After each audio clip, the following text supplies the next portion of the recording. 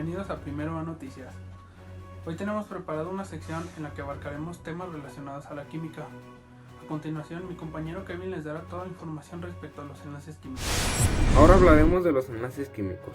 Un enlace químico es el proceso químico responsable de la interacción atractiva entre átomos y moléculas, y que contiene estabilidad a los compuestos químicos diatómicos y poliatómicos. La explicación de tales fuerzas atractivas es un área compleja que está descrita por las leyes de la química cuántica. Los enlaces químicos se pueden clasificar en tres grupos principales. Estos grupos son los siguientes: enlaces iónicos.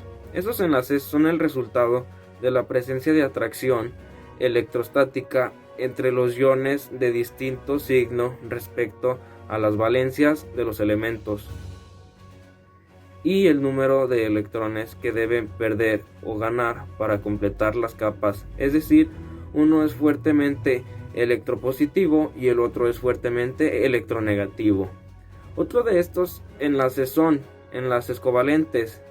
En estos enlaces encontramos que los dos átomos no metálicos comparten uno o más electrones, es decir, se unen a través de sus electrones en el último orbital, el cual depende de un número atómico en cuestión. El tercer tipo de enlace son los enlaces diativos, son conocidos también como enlaces de coordinación. Este es un enlace covalente en el que el par de electrones compartido por dos átomos es aportado por solo uno de ellos. El átomo que aporta el par de electrones se le denomina como un dador y el que lo recibe se le denomina como receptor. En otros puntos hablaremos de las aplicaciones de la regla del octeto. Funciona principalmente para los elementos del segundo periodo de la tabla periódica. Estos elementos solo tienen subniveles como lo es 2s y 2p, los cuales pueden contener un total de 8 electrones. Cuando un átomo de estos elementos forman un compuesto covalente, pueden obtener la configuración electrónica de un gas noble, al compartir electrones con otros átomos y del mismo compuesto. Pero también podemos encontrar limitaciones con algunos compuestos. Algunos de estos compuestos son el carbono, el nitrógeno, el oxígeno y el azufre. En algunos de estos casos forman dobles enlaces y hasta triples enlaces, como lo son el carbono y el nitrógeno. Gracias por la información, Kevin. Y vamos con Mauricio, que nos tiene preparado una nota sobre el enlace.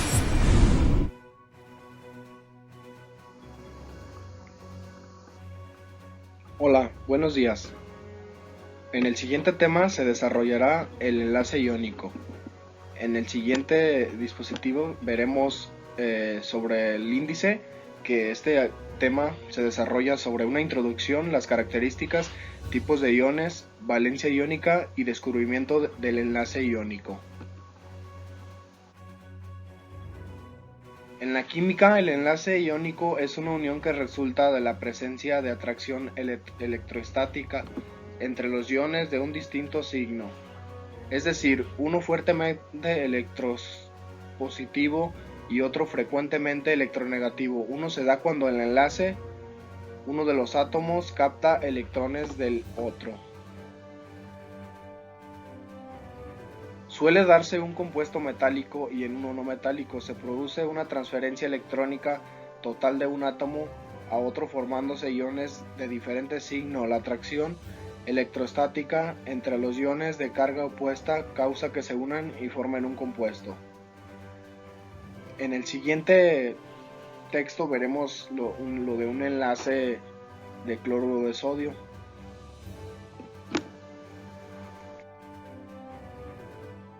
Una de las características son que son sólidos de estructura cristalina, tienen altos puntos de fusión y ebullición, son enlaces resultantes de la interacción entre metales de los grupos 1 y 2 y los no metales de los grupos 6 y 7. Son solubles como el agua y otras disoluciones acuosas.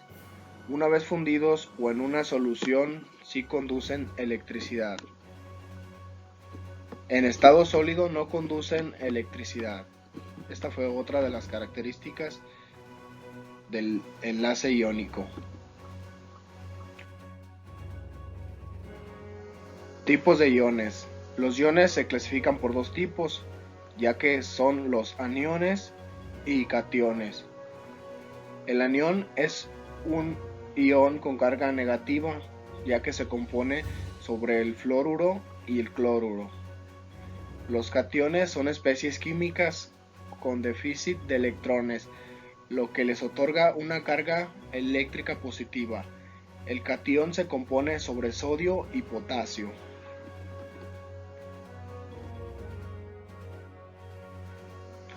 La valencia iónica. La valencia iónica de un elemento al número de electrones que se gana o que pierde al enlazarse iónicamente.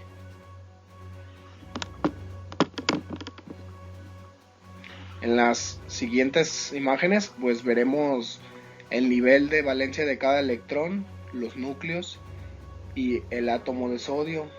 Ahí se desarrollan todos esos ejemplos y pues vienen de cómo se clasifican.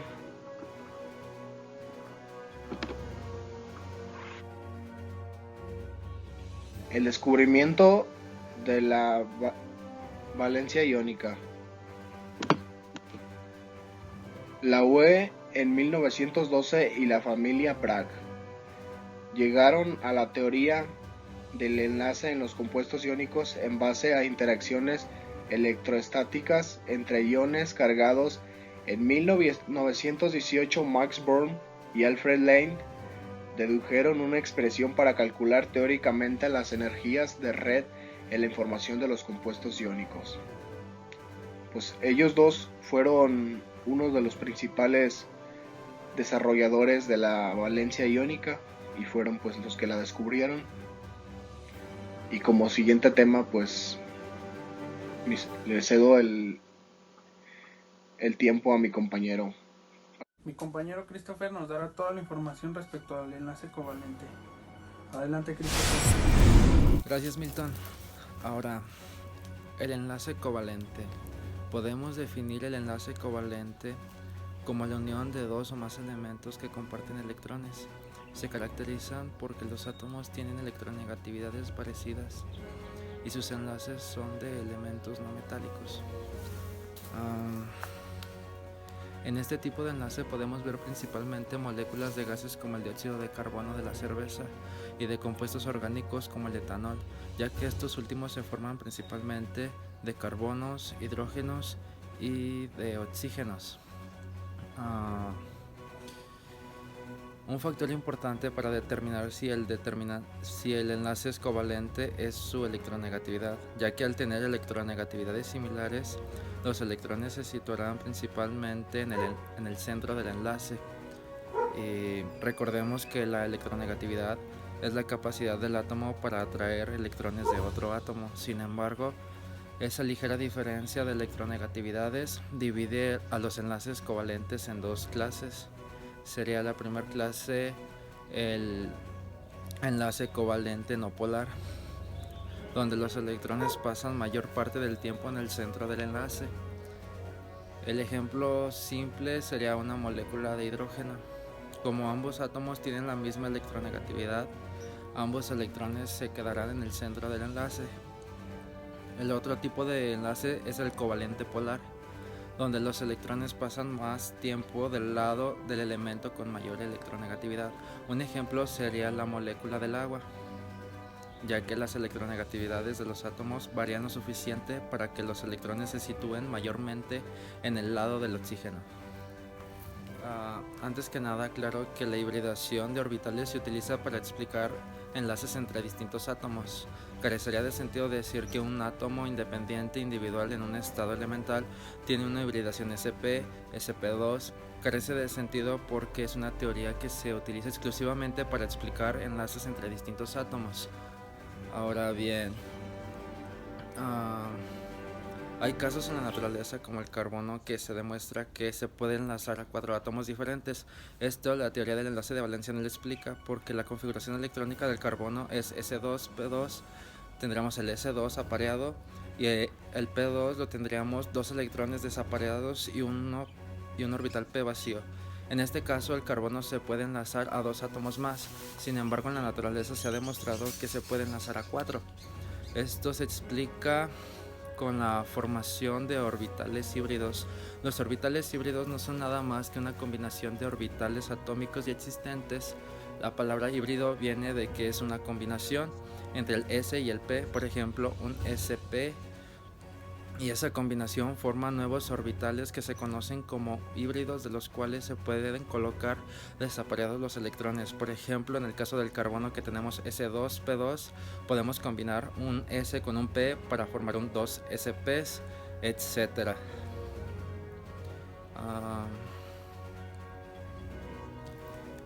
El número de orbitales totales siempre va a ser el mismo, cambia cuando se partía. Por ejemplo, contamos un S y 3 orbitales P. Luego de la hibridación vamos a seguir teniendo 4 orbitales, 4 híbridos o 3 híbridos y un orbital normal. Sin embargo, en total van a ser 4.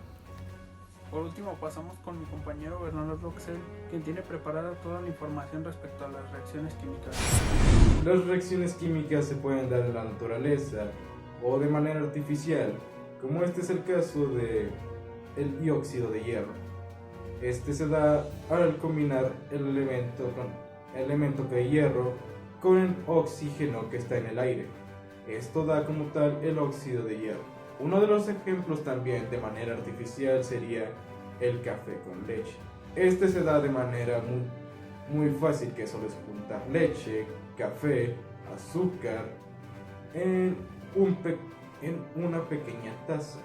Esto es dado a que juntarse se da un compuesto que es el café con leche. Dependiendo de la abundancia de los elementos, estará más dulce, más agrio, y esto nos da como tal una forma de ver cómo esto afecta diariamente a nuestra vida, ya que muchas de las cosas como el gas, la electricidad son reacciones químicas que se dan de manera natural o artificial, sin irnos a un ejemplo más conocido, es el diamante.